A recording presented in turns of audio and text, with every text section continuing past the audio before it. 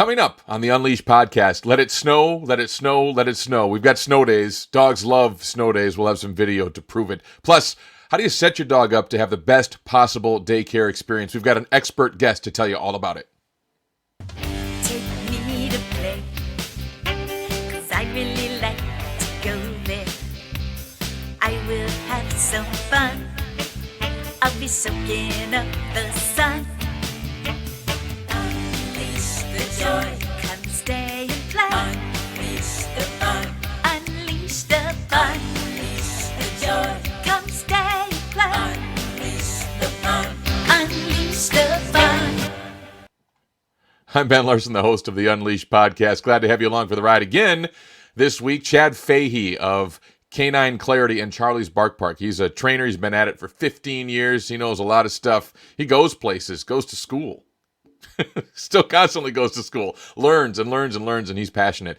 He's run a daycare just south of where we're located in the Madison area, down in Belleville and Monroe, Charlie's Bark Parks, and he has done a great job with daycares and really coaching his humans as to how to bring their dogs in for the best possible daycare experience. Believe it or not, it really matters how you bring your dog into the building.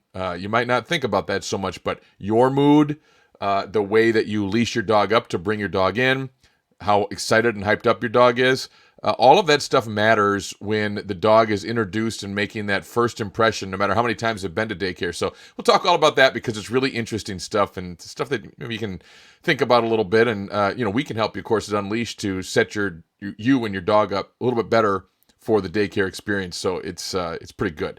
So how's the week been? I hope it's been good. I just finished this morning shoveling a bunch of snow. Snow blowing. I'm older. I'm not shoveling as much. Although I did shovel, it's that wet snow, so you got to kind of, you're able to now before apparently what another snowstorm's coming this week and then a deep freeze. That's where we're at here in January. And I had to, kind of dig down deep and get under to get down to the cement of our driveway at my house. And luckily I was able to, because when it gets too cold, as you know, you can't do that. And if you're listening to this and you've never shoveled snow, it's a clean podcast, so I'm not going to tell you where to go, but it's how I feel. Good week though. We did have to cancel daycare on yesterday. It was Tuesday, January 9th. We had to cancel daycare because not enough of our employees could get in to cover it, and because I thought not enough of our humans could bring their dogs, and I didn't want people to be unsafe, and everybody canceled everything all around the area, so we canceled our daycare. We've actually never done that before at Unleashed, and it'll probably, there might have been some days where we should have, days where we didn't cancel and only 3 or 4 dogs showed up, something like that, but I just decided to pull the trigger and cancel the daycare, and I think it was good. We made it through, and we took care of our boarding dogs. There were only about 10, so we were able to take care of those dogs just fine, and everything went well. So back to action here today, but I hear another storm's coming, so we'll see how the winter goes. You always have these stretches. Seems like you have no snow, and then all of a sudden, 5 storms in a row, and by the time the 5th one rolls around, you're ready to go to Florida or go Mexico, Guatemala, wherever. You're just ready to get out of here. And that's kind of how I think it'll go. So we'll see. And it looks like the deep freeze is on its way too. So it's winter, man. That's what happens. You can't, no matter what, the best thing from experience that I have learned, and if you're older than me, you definitely learned this. If you're younger than me, you're maybe still have yet to learn it, but you will. You get through that Christmas time frame, into January. And if you haven't had a deep freeze or a heavy snowstorm yet, it's not like it's going to not come. It's always going to come. It is inevitable. No matter climate change or not, it's inevitable. Okay. And so it's going to come, and it's coming, I guess, right now. And hopefully, it's not a brutal winter the rest of the way. We're in it now. January, February, at least the first part of March, we are in it. And so we'll see how it goes. But we're always prepared, of course, at Unleashed with snow removal, salt, but not in the play yards because it hurts the dog's paws. So we'll have salt for the humans, but not for the dogs. They can handle it. And of course, when we have the extreme cold, we have contingency plans in place as well to bring the dogs in, to keep them warm. We take breaks. We go out for short bursts. We come back in. So we've been through this rodeo before, and we have a good time, even when it's cold. at Unleashed. We are in the midst, and we have continued to launch enrichment daycare. Head to our website, Unleashed Pet Boarding, or that was the old website. What am I thinking? UnleashedMadison.com.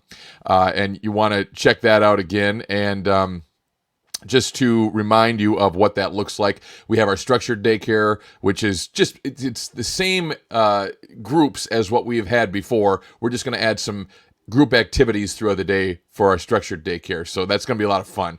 Things like play with toys if the dogs can handle it. There's certain dogs that don't do well when you introduce toys into the group, so we watch that. But otherwise, we can play with some toys, bubbles during the summer pool play. We have group sits, group agility, a lot of different things that you can do. Some group training where you're trained at the gate, because dogs get very excited at the gate to come in to the facility or leave the play yard.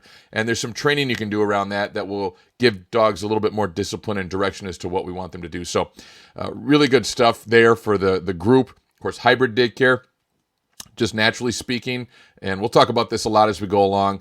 There's so many dogs that, in fact, a majority probably, that don't really do well for constant play for 8 hours a day. And we have this opportunity with hybrid to pull them out of the group for half the day and do instead 2 mentally stimulating, engaging enrichment activities. And it's really cool. Looking so much forward to that. And we've launched it, but looking forward to growing it here and informing you about it, other people about it, and having dogs who, just need that little break and that a little extra stimulation come and do that. And if you've looked at last week's podcast with Allison and Kristen from Scouts Honor, they've been doing that for a few years now, and they've seen tremendous results from the hybrid program and how the dogs respond to it, how they're better at home with their pet parents. So we're just very excited to bring that to Unleashed. And then Solo, if your dog, tune into this, if your dog has been kicked out of daycare or just, went to it, got an evaluation, they said no, I can't make any promises because the dog still has to be, responsive enough to be engaged in a program like our Solo daycare. But we can offer a service now where we can do 3, up to 5, but at least 3, again, physically, mentally, emotionally stimulating enrichments.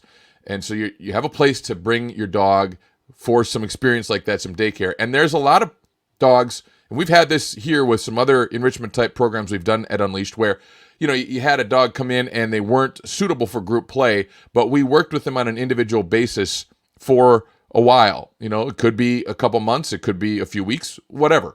Every dog's different, and we eventually got them to a point where they could be in group play. And that is something we can do and a goal we can have if we think it's suitable for Solo daycare as well. So just a reminder, this is what we're doing Unleashed now as of 2024. We're very excited. It's just in its infancy, and we're gonna talk about it, grow it, and make it the best in Madison. We can't wait. It's really good. When we talk about enrichment activities, as a reminder, and again, there'll be plenty of reminders here that you'll be able to see.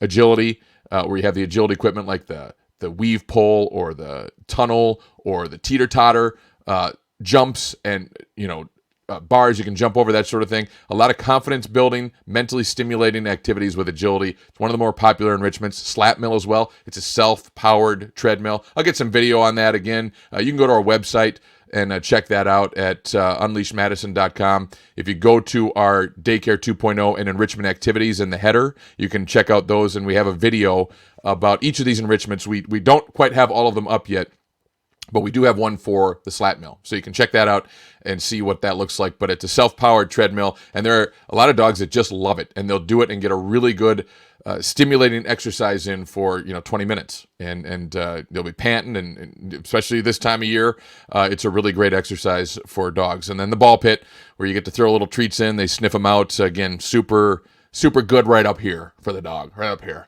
Mentally stimulating. Snuffle mat, same thing. The puzzle, same thing. Scavenger hunt, same thing. It's all good. Fetch and walk, those are classics. We love that, and you can have a good time, playing those as well. And again, if you go to our website, unleashedmadison.com, check that out, and you can see, what's going on there, and you can check out the enrichments. You can chat bot us at the bottom of the website. You can call us, you can text us, you can email us. Basically, any way you can get a hold of us, and always check out our social media. We have posts going up all the time, videos, informational stuff, educational stuff, Facebook, Instagram, and YouTube. So definitely check us out on our social media for sure, because it's constantly good. It's good stuff. So now I'm going to move along. Let me pull up our faux sponsor here. Faux sponsor, snow days. I mean, why not, right? It's a snowy day. It's a snowy week. It's snowy time. Snowy winter. Finally, here we are. And I thought we'd show you a little bit about what went on at Unleashed yesterday. Yes, we were closed, but we did have some boarding dogs in, and dogs love snow just like kids love snow. Look at this action. Buster, Toby, you've got Elmo in there. You've got Millie. I mean, just a lot of good play there for dogs. They really romped around, had a good time on our play equipment with the snow. Got another shot here. Let me do this one of sorry, not wrong video there. There's my video of Toby up there in our play equipment. If you look at him, he's eating the snow. He's digging his nose in the snow, having a great time, and just enjoying it. If you have, certainly there are some dogs, I think, that if you're at home and you open up the patio door or the front door and all of a sudden there's a bunch of snow, they don't know what to do. But there are other dogs that pound around like, rabbits, the galloping, the hopping in the snow, just like bunny rabbits. It's fun to watch every time when we get a snow. It's the best part of it. The shoveling sucks, but this is the fun part. When you have dogs enjoying the snow days at Unleashed, and it looks like we're going to have that for a few days here this week, and then who knows what the rest of the winter will bring, but it's always a good time. So it was a lot of fun, and hopefully will continue to be a lot of fun.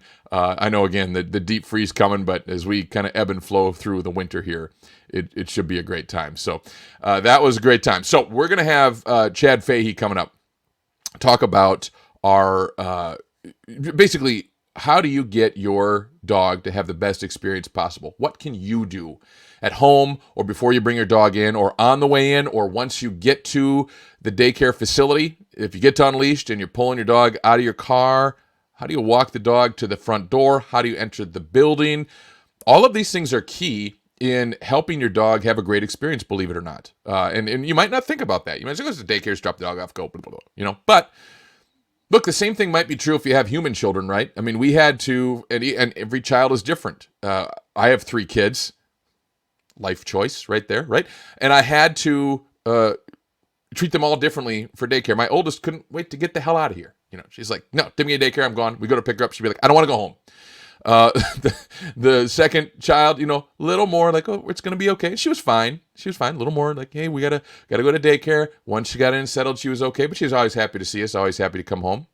Dogs are the same way, right? There's some dogs that, they're indifferent as to whether or not they want to go home. They love their owner, but they're having a great time at daycare. Other dogs, certain time of day comes, they're ready to go home. They're not. They're a little more timid going into the group every day. Just their personality, just like humans. My third child, we had a lot of work to do to get him to be comfortable, and he is now, and it's great. But same thing with dogs, right? So we're all mammals here. I always say that we're all mammals. We all have some similarities. I mean, there's some differences for sure. I use a toilet, for instance. There are differences, right? We know this. So Chad is going to join us, and we're going to talk about, just how to set your dog up for the best success. So we'll get to that in just a second. One more thing to get to, though, and that's Oscar, the pet of the week at Unleashed. Oscar's been with us forever. He's before Ben, BB. I'll come up with a different acronym there, but before Ben. Before Ben owned Unleashed, Ben and my wife Sheree, before we owned Unleashed, Oscar was coming as a young dog, and now he has grown up a little bit, grown up right before our eyes, and he is an OG, I guess. Is that what the kids say? OG, an original goat. Is that what it is? Anyway, I think Olive Garden, because it's so good. Oscar loves the water in the summertime. He's a bit of a hall monitor, bit of the group, like, hey guys, straighten up now, straighten up. Don't, no, hey, you over there, you. He's one of those dogs, right? And he's fine, but a bit of a hall monitor. Again, Ben coming to Unleashed since 2019. Oscar the Grouch, appropriate nickname. I mean, look, if you have a dog named Oscar, there can be no other nickname, even if he's not a grouch. And Oscar's can have grouchy moments, not anything bad, but just, the hall monitor type of thing. Straighten up, fly right, that sort of thing.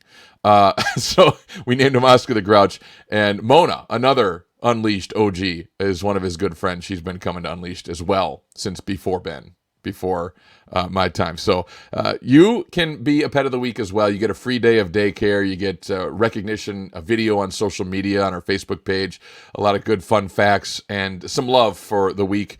You can do that if you are a member of our pack at Unleash. So always go to unleashmadison.com. Check out our daycare. Check out how awesome our daycare has become now with our Daycare 2.0 and our enrichment services. And along the lines, as you go along, you will get chosen on a given week to be a pet of the week, a dog of the week. And it's awesome. So it should be a good time. All right, we're going to bring in Chad Fahey again, owner of Charlie's Bark Park and Canine Clarity, his spectacular training service.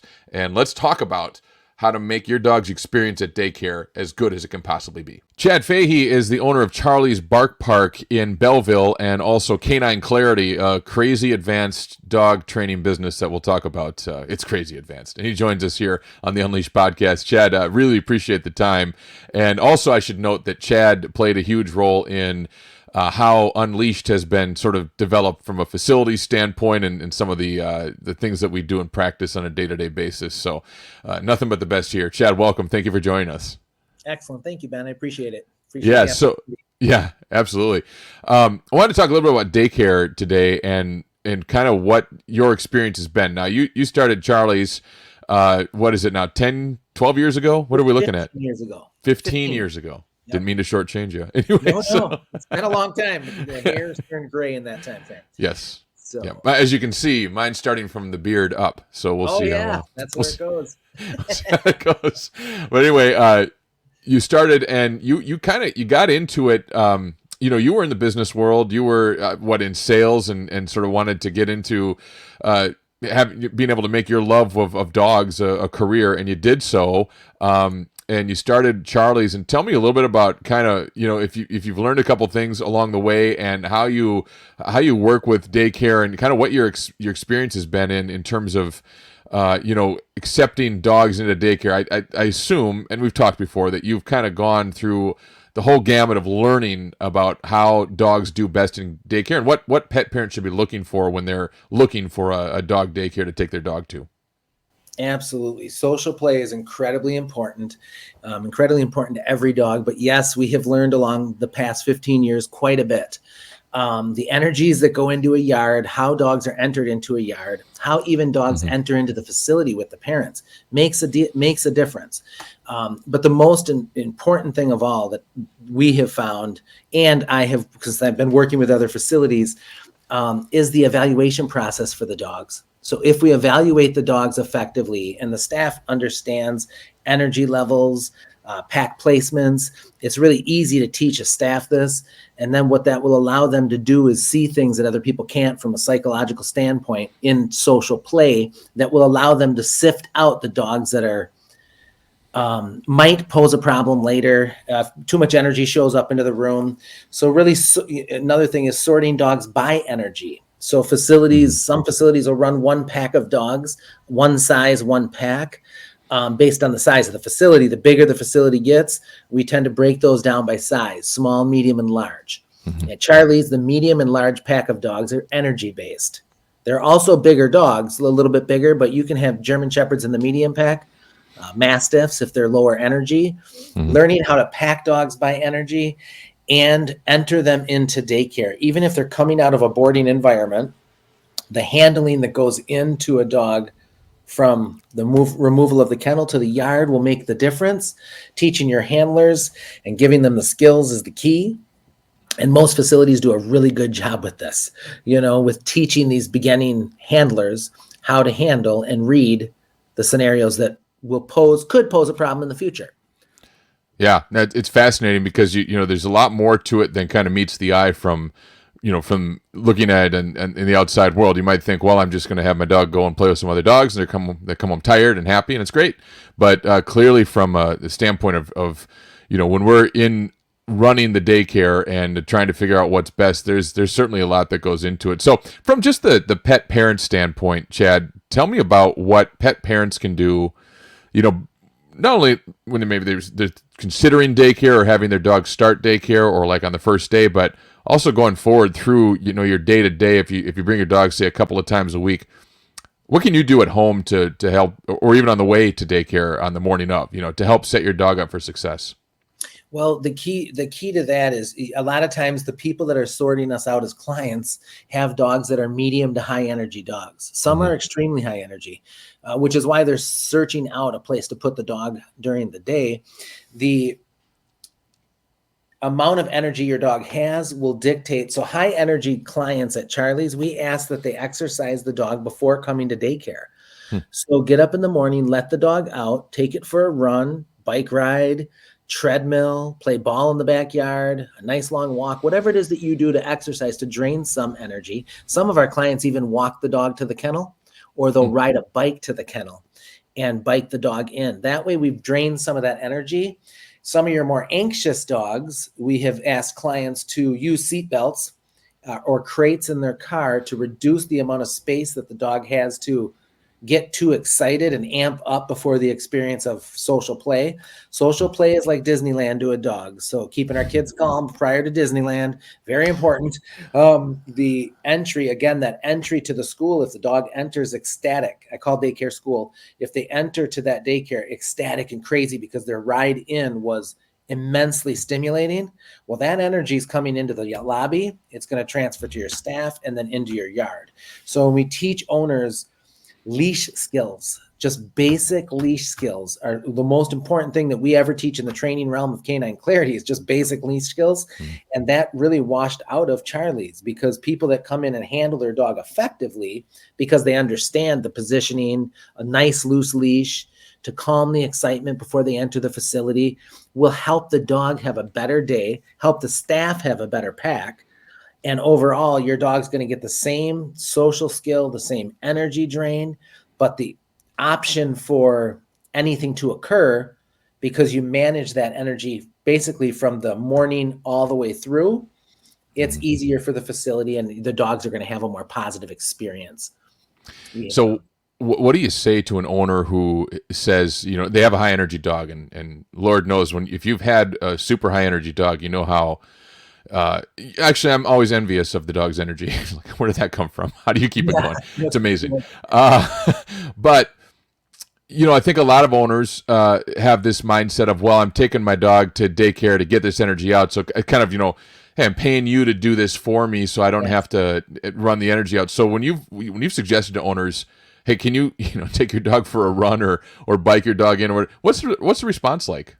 They are actually quite receptive because when you start to explain to them that the success of their dog in the environment, because what we do is obviously if dogs start to fall out of balance or create issues within our packs, we have to remove them from the facility and then they can't be part of that facility. So we educate our client from the very beginning that when we have these scenarios, so it's really high energy and then extremely high energy, that we're going to ask these types of things for. Say, hey, plan a little bit, and your breeds will fall into this, like a high working line German, Rottweiler. Certain breeds are going to fall into a category where it's just better to make sure that we've done, and even a simple obedience session. The last client, I just asked that you do in-house obedience. Do a 15-minute obedience session with your dog because mental and physical stimulation is both equal. So whether we tire a dog's mind, it also tires the torso and brings that body down. So there's a lot. And then also by restraining that dog a little bit into the car and having some rules and boundaries into that space, we're teaching and educating the dog to stay calmer prior. The owners, as long as this is communicated effectively to them, that's saying, hey, we want your dog to be successful here at Charlie's and at Unleashed. We want your dogs to be successful. But in order for them to be successful, this dog is going to require a little bit more drain before entry because we're struggling a little bit in the yard, controlling it for usually about the first 3 hours. Those dogs are going to go kind of woo, like they're in New Orleans, and that can stir up your yard and cause a lot more stress for the handlers. And that stress, that energy that's in the handlers is going to end up in some of your anxious dogs into your yard. It'll be a rippling effect that makes the entire day fall out of whack sometimes. So once you identify these dogs, pulling those owners aside, and then it's, in my eyes, it's no different than communicating that, hey, we need you to have better control of your dog when it enters the building. Because there's some people that when they bring dogs into daycare, they're appearing sometimes a bit out of balance in the lobby when Yeah. we know as owners and pack managers that the dog is totally fine within a pack. Some owners we have to pull aside and ask them to use certain equipment, teach them. So we have to pull them aside and teach them how to use that equipment so that the entry is more calm. And we can hand a dog off. I've seen daycare centers where the handoff it's almost like a jacked up relay race, on Adderall, where they're handing these dogs off and the humans can't, and that's how the day starts. So those packs, every time I've been in a facility like that, those packs resemble what you saw in the lobby. So teaching our clients how important it is. Yes, the daycare is for social skill. It's to understand other breeds and energies. It's understand play style. So our handlers' jobs are to just dictate play style and keep energy at a minimum within those yards. So our high energy dogs are going to stand out. They're going to cause spikes in the environment.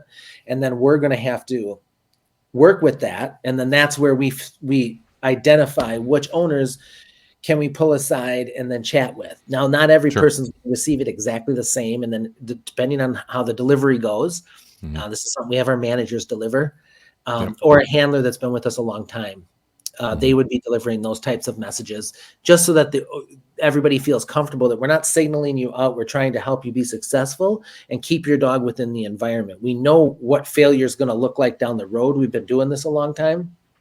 So now I can look upstream and say, okay, if we address this now, if we put preventative on this now, we're not going to develop into the things that I know develop from these areas of energy. So they're pretty receptive.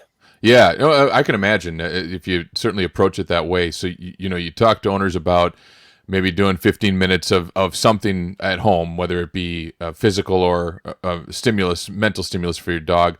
And then the car ride is key, trying to figure out the best way to have your dog be calm in the car, maybe restrained. And then from the car to the lobby, you mentioned and talked about the best way to walk a dog into the lobby of the facility.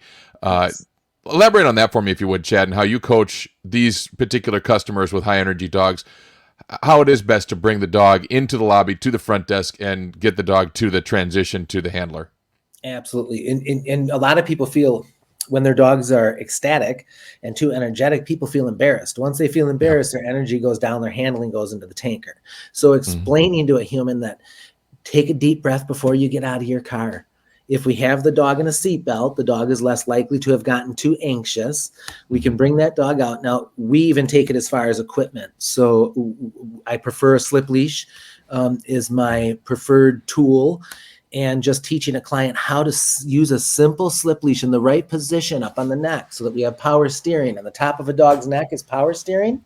Yep. A gentle power steering. So we can move gently. We can hold the leash like an ice cream cone.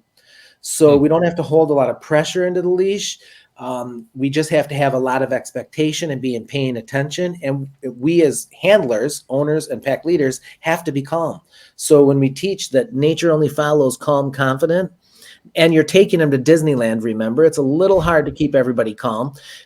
We're not looking for like the dog to come in like in Zen state and like, what we're looking for is a dog to come in and not just be jumping all over, barking ecstatically, showing that energy in the lobby. So teaching them how to move from the car to the front door. When you reach for the front door, some of these dogs get very excited. So teaching an owner that, look, you can utilize our facility to practice. Like, come and practice. Why?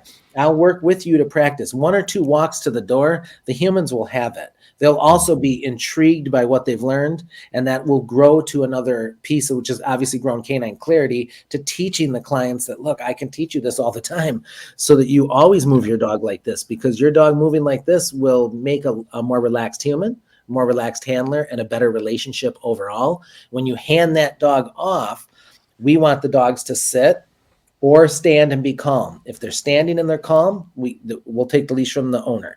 If it's one of these dogs, we're going to ask that the owner gives the dog direction, gets it to a calm surrender state, which is a simple sit. When a dog is in a sit stage, they're less likely to make other decisions. And then we can hand that dog off. Even if it's, I'm going to school, it's going to be excited. We can't deny that. But handing this calmer dog, teaching an owner how to have calmer energy in areas and environments where they feel anxious, and helping them, let them know that don't be, it's okay to be anxious, but you don't have to be anxious.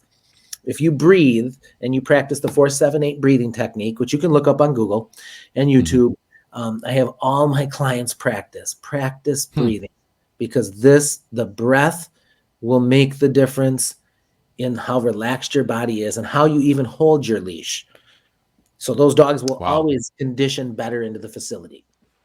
Yeah, that's amazing. And just the realization of, as the human owner, your calmness, your awareness is going to affect your dog so much, and I think a lot of people, and I imagine, Chad, they're coming into work, or they're on their way to work, or it's a busy morning, like we all have, right? They've come in, maybe they've been triggered by something on their phone, whatever, and they don't even realize that it's affecting their dog. And then that translates into the other dogs in the pack and on down the line. So this kind of awareness it can be a huge thing, I imagine, to give people a little perspective as well. Like, hey, it's not only good for your dog, but maybe good for you to do some breathing, to take some time and take a moment before you enter the facility. And maybe in some way, and maybe I'm reaching here, but in some way we can help the human to take a breath and realize, hey, I'm in a stressed state, and it'll help everybody if I take a minute here and do some of this practice to, help the dog, but also help myself. Yeah, helping people to slow down is really what it is. We are all on our way to work. Most of the people that use Daycare are professionals that want to have their dog at work. But again, I would say 2 out of every 12 clients are going to be the clients where we're going to have to talk to them about either too much energy or too much craziness in the lobby due to the equipment and gear and the entry. It's only about 2 of those dogs out of every 12. All the other dogs will come in just fine, because 95% of the dogs in the world are followers. Yeah. Yes, we're going to have more energy in our environments, but we kind of have some control on that once the dog's inside. We do, as the facility, to be able to pack those dogs, give those dogs directions, give them stimulation breaks if they need it, and communicate all that to the owner, by the end of the day, exactly how your dog did in daycare, so that they understand as they go into other social environments like dog parks, community picnics, soccer games, that they don't have a surprise on their hands if they try to have a little social etiquette with their dog as well. Yeah, for sure. Chad Fahey is with us. He is the owner of Charlie's Bark Park in Belleville. He was a consultant and advisor through our renovation process at Unleashed, and played a huge role in that also. And we get into this on another podcast. Chad once worked at Unleashed before it was Unleashed, and has some great memories from that, I think. So it was a good time.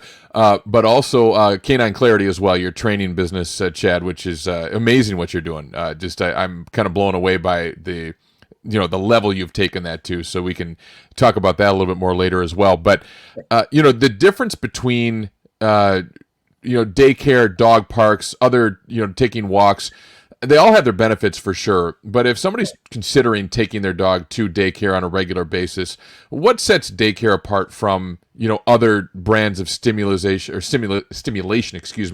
and potentially socialization for a dog? Well, when I look at direct correlation to, because most people correlate it to dog parks, because dog parks are roughly almost free. You're going to pay a small fee for the year, and other than your time, the difference when I educate a client, you're considering daycare. Now there's a cost to that. There's going to be a monthly cost to that based on how busy our dog is, and how to understand the difference between these. Well, dog parks are unregulated, and the owners are there. Now, some dogs have based on the leadership within the home, which a lot of humans are off. I formed a whole company around teaching humans leadership within the home. So a lot of our dog owners are off a bit when it comes to the psychology and the needs of the animal. So the animals become a little protective. Even when owners don't know that their dogs are very protective, well, then you bring them to a high stimulated environment like a dog park. Most people do not exercise their dogs prior to a dog park. And that is an incredibly important piece of advice. If people take their dogs to dog parks, we educate you to exercise your dog for 45 minutes prior to entry.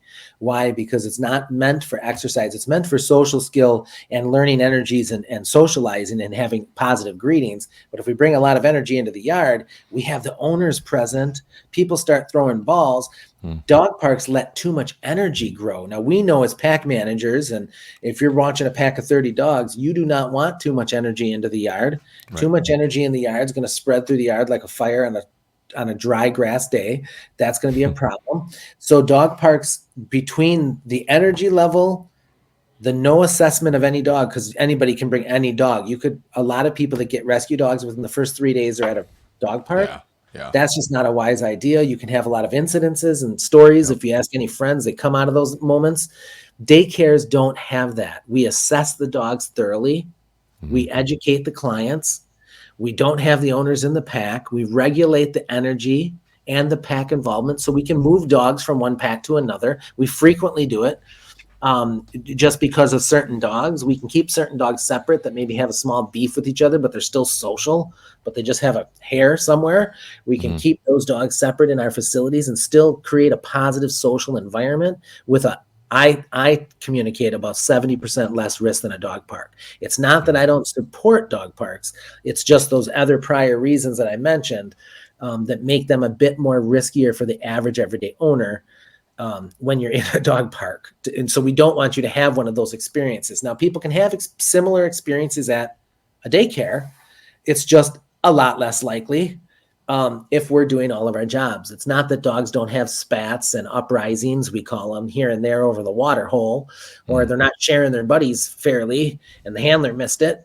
And there's a bit of escalated play, which we call it. It's still injury-free. There's a lesson taught. We can time out a dog. At a dog park, nobody really gives direction. After the chaos starts, everybody pulls their dogs and they leave. Nobody really gives any direction to the dogs. So they never learn that is an inappropriate action that they took within the environment. And we always have to remember that dogs are environmental pattern-driven creatures. So the dog park is an environment, and if they race to the door, that's another thing that, just like walking to the kennel door, racing your dog, a lot of people open the door, let them out, and run to the right to the dog park's door, and then they put the leashes on and they walk in. That dog's coming in not in calm surrender. Any dog entering a pack that is not in calm surrender is going to pose a risk to the day, whether that risk is just small to minor to not. So daycares are going to weed all this out. So for your money, it's very well spent. The recipe of dog is exercise, rules, boundaries, limitations, and affection. So you're basically paying, as a dog owner, you're paying for the first ingredient of the recipe to be done for you, no different than we pay for an oil change in our car, a plumber to come fix our dishwasher, a doctor to fix our kneecap. We pay a lot of people to care for the things in our lives, helping owners understand that owning a dog today in this busy world that we are in sometimes takes more than one. So it's okay to lean on facilities like Unleashed and Charlie's Bark Park to help drain ingredient number one, gain a little education from our teams, because our teams are educated. So at a dog park, you can start talking to some of the dog owners, but at Unleashed and Charlie's, you can talk to the actual handlers and people that have experience and gain some knowledge that could grow your experience with your own dog and heighten your own relationship with them. Yeah, and that's a huge key too. Your knowledge and understanding and building your own relationship is such a key and such a benefit that you certainly can see from having your dog experience daycare. So I'll get you out of here on this because our time is short here. But how many? One of the questions we get all the time, or sometimes people maybe should have an answer to, even if they're not answering the question, is how often, right? Because we have. It's the gamut. I'm sure you've experienced this, or maybe you've figured out the solution at Charlie's. But you have people. We have some people who want to bring their dog every day. We have some people who bring their dog once every 3 months and just show up and be like, "Hey, it seems like a good daycare day today." And sometimes that's okay, but most of the time it's like, yeah, no, because you can't bring a crazy dog with high energy. I say crazy endearingly, with high energy only once in a blue moon to daycare. And on the other hand, there's certainly dogs that do not and should not have daycare every day, 4 days a week, 3 days a week. Maybe some should only be once or twice a week. So what's kind of your thought process behind guiding a pet parent on how often they should come to daycare? Sure. Again, this starts in the assessment. So the assessment is the most important thing done at Charlie's Bark Park. It takes hours, considerable amount of hours to train the humans. how to read what we're asking them to read. But you're going to pick out the pack that dog plays, and you're going to pick out its energy level, its placement during the evaluation. You're going to watch it for the first day, and then we are going to make recommendations to the owner based on the energy and the output of that dog in that environment for that day. So we're going to say, hey, based on your dog, we're going to recommend 1 to 2 days a week. Some people, we don't recommend 1 to 2 days a week for every dog. We do have certain clients that want to come every day. I have over the years leaned away from that because creating a triathlete in your family, if you're not a triathlete, is really hard to keep up with. So mental stimulation is a great form of drain for those dogs that want to come every day. Well, get them into some training. Why? Because that'll drain them too. And they don't have to have so much physical, because that physical, once conditioned into the body will require it. That's what I mean by a triathlete. But teaching the owners that, so that they can understand that we went through the process and we're recommending 1 to 2 days a week. Some people, we say, just come once a week and let them decide, because most dogs will be tired after a day of daycare. They will be tired for a portion of the next day, if not the whole next day.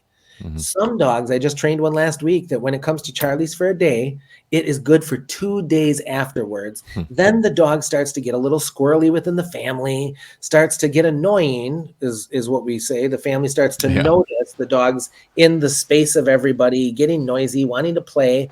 That means that dog's energy is back up, and we need to get that dog back in school. So we teach the owners how to try to regulate that. Now, if it's a dog like you were mentioning, that is higher energy and a little bit more hands-on for our staff. Now, remember, 95% of the dogs in the world are followers. So there's only 5% of the dogs that are going to require these kind of communications and suggestions.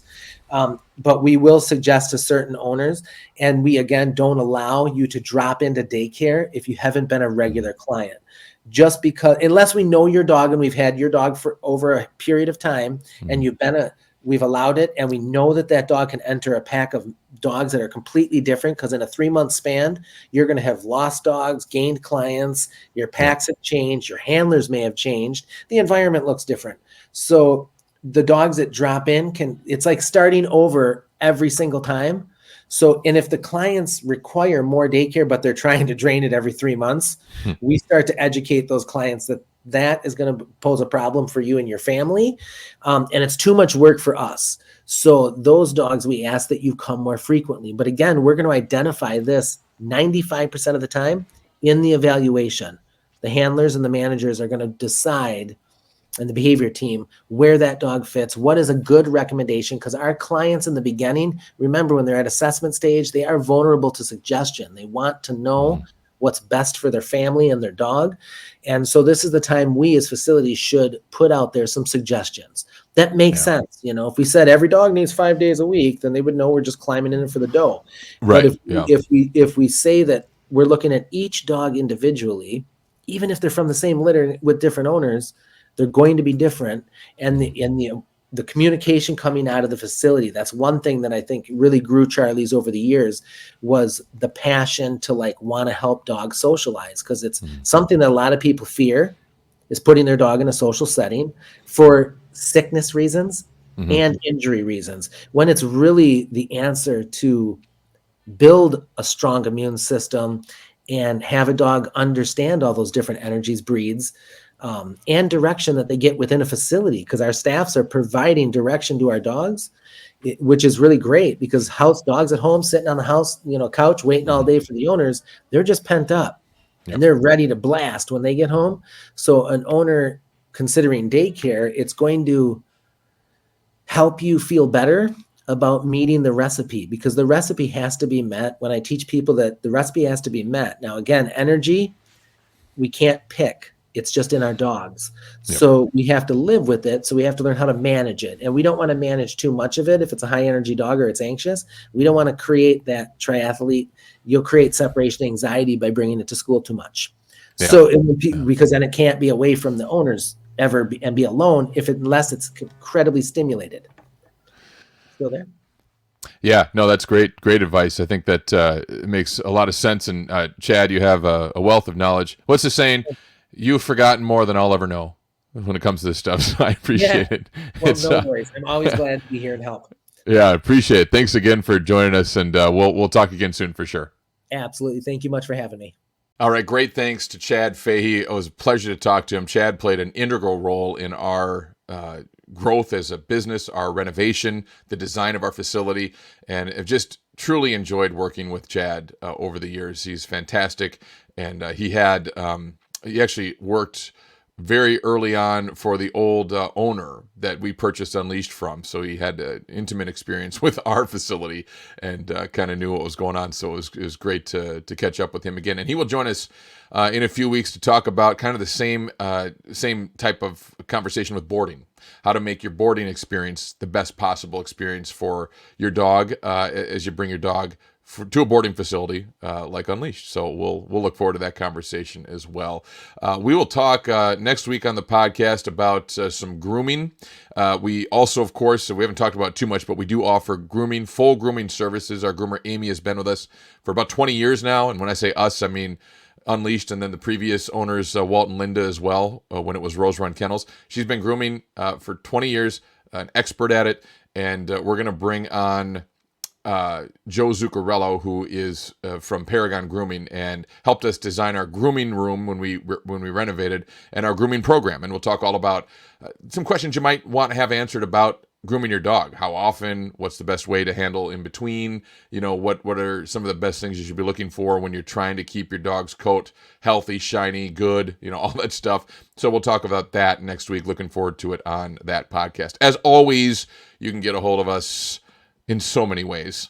There's almost too many ways to get a hold of us. Head to our website, unleashedmadison.com. You can use the chat bot. We like to be as prompt as possible in our response. Of course, if you're trying to chat bot us at 2 a.m., nobody's going to answer. But Katie, who's our trusty public face, I guess you will, our phone face. Probably not a face, our audio person to get a hold of you on the phone or the chat bot or text. She can respond to you all the time on the chat bot on the bottom right of our website during business hours, or info at unleashedmadison.com is a way to email us. So check us out there. We'll get back to you. You can call us, you can text us, and you can find us on social media. And by the way, on the chatbot, if you do send a message, you don't have to sit there and wait for us to reply. Sometimes we will get back right away. Sometimes it does take a few minutes or up to an hour or something like that. Hopefully not longer than that, but we try to get back to you in a very timely manner. But of course, you're gonna receive those messages back on text if you do send a message to the chat bot. We're gonna text you back on your phone. So just FYI on that, and you'll get a notification right there. So appreciate it again. My thanks once again to Chad Fahey. Looking forward to next week. Looking forward to shoveling more snow and freezing Matukas off next week, because it looks like that's what's going to happen. So welcome Arctic air. It's been a while. Glad to have you back. Anyway, have a great week. Thank you so much again, and we'll talk to you next week right here on the Unleashed Podcast.